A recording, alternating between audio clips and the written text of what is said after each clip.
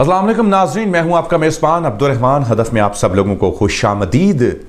Dubai का Israel को तस्लीम करना और तस्लीम करने के बाद इसराइल के शहरियों के लिए अपने दरवाजे खोलना एक इसराइल के लिए बड़ी खुशाइंद खबर है।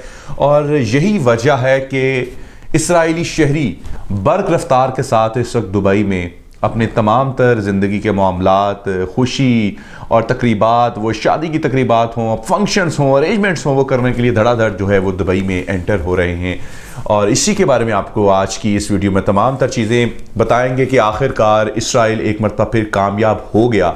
सबसे पहले तो उसने अरब ममालिक से अपने आप को तस्लीम करवाया और अब दुबई जैसे मुल्क जिन्होंने इसराइल को अभी तस्लीम किया है उनके शहरियों के लिए अमाज का बन गई है। सबसे पहले तो दिसंबर में यानी कि 2020 में हज़ारों की तादाद में हैप्पी न्यू ईयर मनाने के लिए इसराइलियों ने दुबई का रुख किया।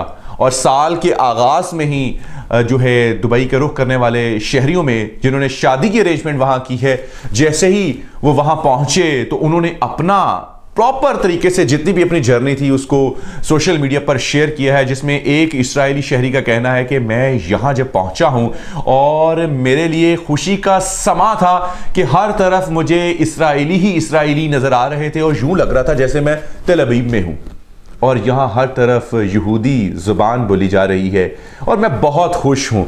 और उन्होंने कहा कि पहले तो हम ये तमाम तर मकामात तस्वीरों में देखते थे, वीडियोस में देख रहे थे, लेकिन अब जब मैं यहाँ खुद आकर इन तमाम तर चीज़ों को देख रहा हूँ तो मेरे लिए ये एक ख्वाब है जिसको मैं अपनी आंखों से, खुली आंखों से मुकम्मल होता हुआ देख रहा हूँ। नाज़रीन, इस वक्त हज़ारों की तादाद में इसराइली दुबई में मुकीम हैं, सियाहती मकामात से लुत्फ़अंदोज़ हो रहे हैं और यहाँ तक भी है कि आने वाले दौर में वहाँ इसराइली बड़ी तादाद में प्रॉपर्टी को भी परचेज करेंगे और अपना एक प्रॉपर एरिया यहूदी सोसाइटी के नाम से मुतारिफ करवाएंगे।